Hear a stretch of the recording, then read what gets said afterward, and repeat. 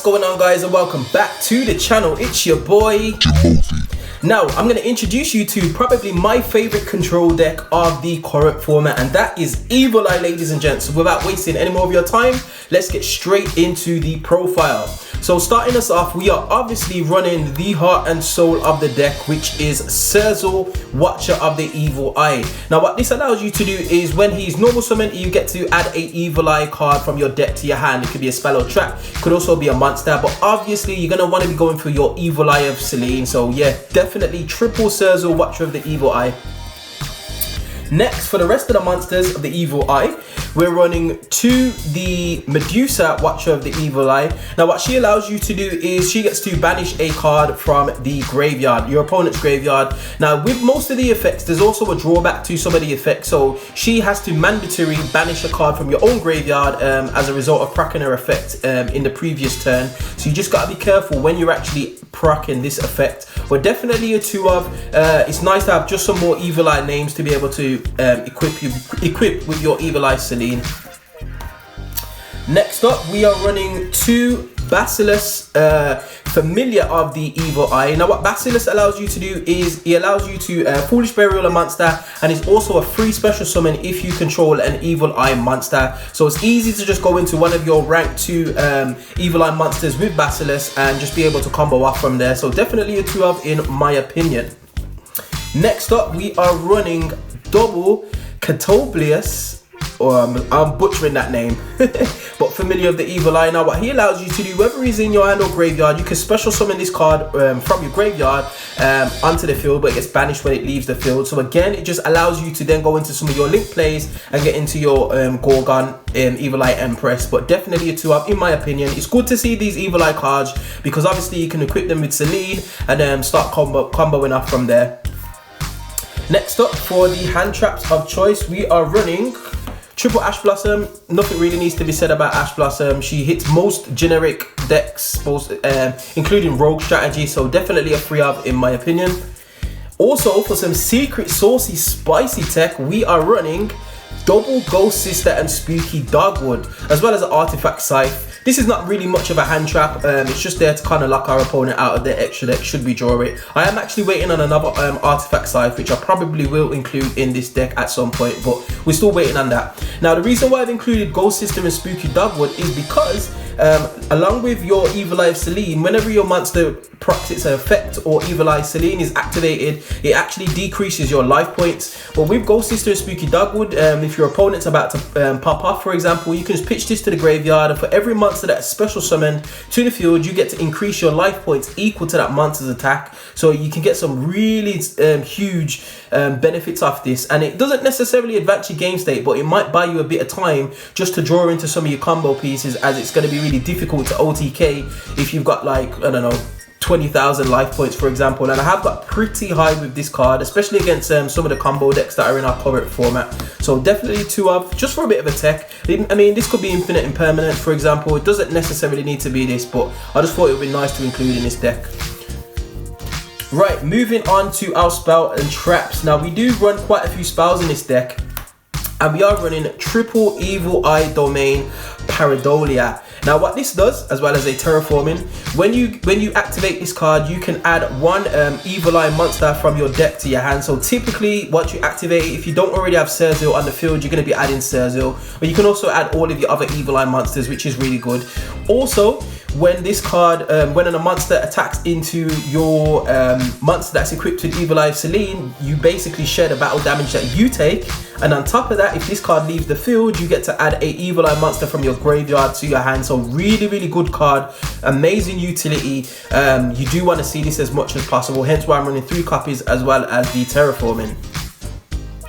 Next up, the heart and soul of the deck, double Evil Eye of Selene. This card is fantastic. So what this allows you to do is when you equip it to an Evil Eye monster, that monster can't be destroyed by battle, can't be destroyed by card effects, and that monster cannot be targeted by card effects. So it's just basically, it just sits on the board. So your opponent really needs to out this to be able to do anything to your monsters. On top of that, anytime your monster activates its effect, Evil Eye of Selene will bump that monster's attack points up by 500 whilst decreasing your life points by 500. So just be aware of when you're proccing your effects, because you don't want to basically kill yourself in order to just try and negate one of your opponent's effects or whatnot. But definitely a 2 of. I probably wouldn't run it any more than 3 because it is searchable, and obviously if you lose the first one you can always go into the second one, but you probably don't need any more than that. So definitely double Evil Eye of Selene.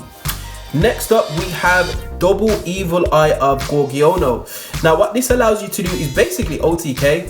So the difference between your life points and your opponent's life points, if your life points are less, which is probably going to be quite likely in this deck, it allows you to apply the attack to a monster that this is equipped to. So for example, if you've got 1,000 life points and your opponent's got 8,000 life points, for example, your monster will gain 7,000 attack points. So really, really good for OTKing. Also, you can banish this card from the graveyard and discard a Evil Eye card and add a Evil Eye spell or trap from your graveyard to your hand. So basically, if Selene's in the graveyard and this is in the graveyard and you've got other Evil Eye traps in the graveyard, you can just ditch this, well, banish this, ditch an Evil Eye card and just get Selene back into your hand, which is basically what you really want to do, is keep Selene on the field as much as possible. Next up, we are running double Evil Eye Repose. Fantastic card. So this is a continuous spell card. So basically, when it's activated, you can discard one and draw one. And when it's sent from the graveyard, well, sorry, when it's sent from the field to the graveyard, you get to add 3 banished cards back from your banished zone into your graveyard. So nice. Next up, we have Evil Eye Confrontation. This is basically the MST for the deck. However, if you've got Evil Eye Selene on the field, it turns into a Cosmic Cyclone, banishing one of your opponent's spells or traps. So definitely running as a 2-up. Really, really good card. Next up, we have double Evil Eye Awakening. Now this is an easy special summon from the hand or from the graveyard, and if Evil Eye Selene is on the field, then you get to special summon a Evil Eye monster from your deck. So definitely a 2-up. It's nice to see, especially if you want to go into some of your link plays, for example. Next up is probably our newest card, which is Evil Eye Reemergence. So what this card allows you to do is special summon an Evil Eye token. If you've got Evil Eye Selene on the field, you can special summon up to 2 tokens. However, when you do use this ability, you are locked into Fiend monsters, ladies and gents. So just be careful with that, especially if you're thinking about going into any of your extra deck plays, for example. Also, on top of that, you can banish this card from the graveyard and your opponent cannot target Evil Eye spells and traps you control for the rest of this turn. So good utility in that sense. I do play it at 1, mainly because it's okay to draw, ladies and gents, but you don't want to see too many of these in your hand. It's kind of like a mid-game thing. Next up, for some generic spell support, we are running Break My Board card, aka Super Polymerization. So we're running 3Ds, Super Poly, you know what it does by now. Again, this is a heavy base control deck, so we're just trying to disrupt our opponent as much as possible, and wiping 2 monsters or 3 monsters off the field is a definitely a good thing. So triple Super Polymerization. We are also running triple Core by the Grave. Now, ladies and gents, we do not want to get Ash Blossomed. That is not something we are going to be looking forward to. So we need our plays to go through. Core by the Grave actually helps with that. You can also play this offensively once you've got yourself set up. So yeah, triple Core by the Grave. We are also running 1 Mind Control. Yes, it's at 1. It does help because you can actually grab one of your opponent's monsters and go into your link plays, for example. So definitely a 1-up. Next up, ladies and gents, we are on to the traps. And we are running 2 Evil Eye Retribution. So this is your counter trap for the archetype. So what this allows you to do is when a spell or trap is activated, you can negate that effect and destroy it. If Evil Eye Selene is on the field, this effect cannot be negated.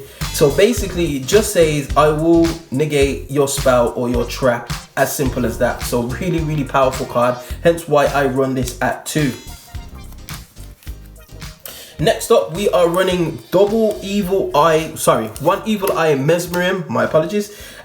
So what Mesmer allows you to do is, if a opponent's monster is special summoned, you can basically mind control that opponent's monster and it becomes yours, and it becomes an Evil Eye monster at that. So then it allows you to just basically just go into link plays by taking one of your opponent's monsters. It's kind of like the trap version of the mind control, which I'm running in this deck, ladies and gents. So very, very good card. Definitely run it at 1. Next up, we're playing the compulsory evacuation device of the deck, which is Evil Eye Defeat. So what this allows you to do is you can target up to 2 monsters if Evil Eye Selene is on the field and send those cards back to the hand, ladies and gents. Non-destruction removal. Fantastic card, very, very powerful. It's okay to see this card. You don't want to see too many traps because it kind of hinders your play, it kind of slows you down, but nevertheless, mid-game this card is really, really good, especially if you go first, for example. So yeah, we are also running one Lost Wind. Utility is just priceless in this card. Yeah, so one Lost Wind. Next up, ladies and gents, we are on to the extra deck, and we are definitely running triple Gorgon, Empress of the Evil Eye. So this card is actually fantastic, and this is the main play that you're going for, ladies and gents, especially when you're taking your opponent's monsters. So when this card hits the field, it gains 100 attack for each Evil Eye card in your graveyard. It also has a quick effect when equipped with Evil Eye of Selene, which it can negate one of your opponent's face-up monsters as a quick effect. And also, in the next standby phase, after you practice effect, it has to, as a mandatory effect, destroy one monster it points to. So, ladies and gents, just ensure that you don't link summon and leave a monster underneath it, because it will have to be destroyed. Obviously though, you can also use this offensively by targeting one of your opponent's monsters that this card points to and just blowing it up. So really, really good card, especially equipped with Evil Eye of Selene. Next up, we are running triple Zuzu of the ruler of the Evil Eye. Now with the card from Eternity Code that allows you to special summon a token, this card becomes a lot more viable, mainly because it took a while just to get 3 tokens on the board to be able to go into him, so it's really difficult. However, now it's a lot easier. So what he allows you to do is, as a quick effect, when Evil Eye Selene is equipped to him, you can just blow up a card, simple as that. Also in the next standby phase, you have to negate a monster or blow up a monster that this card points to. Similar effect to Gorgon, Empress of the Evil Eye. However, if you actually link summon this card with a monster that has 2600 or more attack, it gets to attack twice, ladies and gents. So this can be your OTK machine, especially if you use your Gorgon, Empress of the Evil Eye, to go into it. So definitely playing at 3. The reason I was playing it at 3 is because eventually when I get part of Extravagance, it's probably something that I would run in this deck just to increase the consistency with regards to the draw power. So triple Zuzu of the Evil Eye. Finally, ladies and gents, we are missing a few cards from the extra deck, mainly because Crush Card Virus has got everything running on slow motion. But anyway, we have one Earth Golem at Ignista, Starving Venom Fusion Dragon, and also a Predaplant Dragostapelia. We're also waiting on a Mud Dragon of the Swamp, as well as the Predaplant Trifoviratum, the one that takes 3 dark monsters. I'll put it on screen for you, ladies and gents. And then we've got a couple of flexi spots that I'm kind of just messing around with. But anyway, ladies and gents, that is the deck list. What do you think? Is there anything that you would change? If so, let me know in that comment section below, and we find ourselves at the end of another video. As always, if you did like this content, be sure to like, share, subscribe, and I will definitely see you guys on the next video. Hope you enjoyed. Peace.